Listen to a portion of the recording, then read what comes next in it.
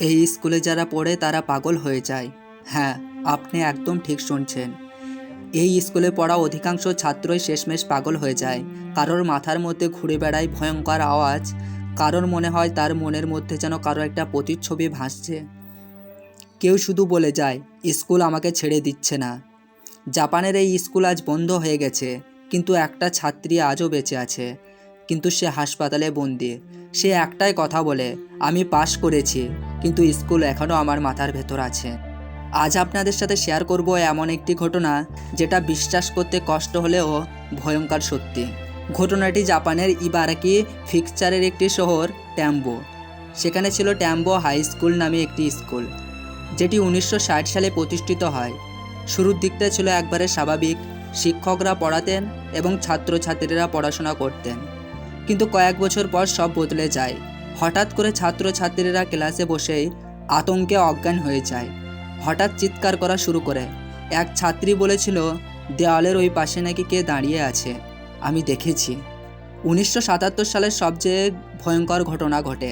একজন ছাত্রর তার নাম ছিল মিজুশি তাকাহিরো। সে পরীক্ষার হলে ঢুকে কাঁদতে শুরু করে। প্রশ্নপত্র দেখে সে শুধু এটাই বলছিল, এই প্রশ্নটি আমি কাল স্বপ্নে দেখেছি এবং আমি স্বপ্নেই মারা গিয়েছি। সে দৌড়ে বেরিয়ে যায়। পরের দিন তাকে জঙ্গলে খুঁজে পাওয়া যায়। সে কাপড় জামা খুলে একটি গাছের নিচে বসেছিল এবং থরথর করে কাঁপছিল, মাথা নাড়ছিল আর বারবার বলছিল, স্কুল আমাকে ছাড়বে না, আমি পাস করতে চাই না। এই ঘটনাটা ঘটার পর 3 জন আত্মহত্যা করে এবং 7 জনকে ভর্তি করা হয় মানসিক হাসপাতালে। স্কুল 6 মাসের মধ্যে বন্ধ হয়ে যায়। স্থানীয় মানুষ বলতো, এই স্কুল যেখানে তৈরি হয়েছে সেখানে ছিল একটি দ্বিতীয় বিশ্বযুদ্ধের বন্দি শিবির। সেখানে বহু নির্যাতিত মানুষ মারা যায়। অনেকেই বিশ্বাস করেন এই জায়গাটা অভিশপ্ত। ছাত্ররা বলতো, ক্লাসে বসে হঠাৎ তাদের মনে হতো কেউ যেন ফিসফিস করে গল্প করছে। কেউ কেউ আবার বলে, আয়নায় নিজের ছায়া দেখতে পায় না। রাতে ক্লাসরুমে দারোয়ান বলতো, কেউ যেন বেঞ্চ টেনে নিয়ে যাচ্ছে, কেউ একবার এই দিকে একবার ওই দিকে। বিখ্যাত মনোবিজ্ঞানী ডক্টর তাওসিকি ওমা এই ঘটনাটি বিশ্লেষণ করে বলেন, এই ধরনের আচরণকে বলে মাস ফিলোসফিক বা মাস হেটাসিয়ানিয়া।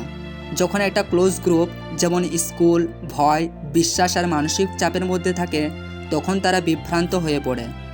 তবে প্রশ্ন হচ্ছে, সবাই কেন একটা জিনিসই দেখে? সবাই কেন একই ছায়া, একই শব্দ শুনতে পায়? এই প্রশ্ন আজও উত্তরহীন।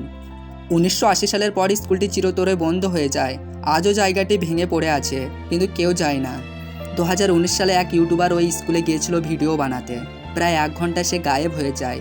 সে ফিরে এসে ক্যামেরায় বলে, আমি ওখানে নিজের ছায়ার দিকে তাকিয়েছিলাম, কিন্তু সেটা আমি ছিলাম না। আর সেই ছাত্র তাকাহিরো, না, তার আর খোঁজ পাওয়া যায়নি। তবে এই ঘটনার সবচেয়ে ভয়ঙ্কর অংশ এখনও বলা হয়নি। এই স্কুলের 37 বছরের ইতিহাসে মাত্র একজন ছাত্রী পাশ করেছিল। সে এখন কোথায় জানেন? সে আজ জাপানের একটি মানসিক হাসপাতালে আছে।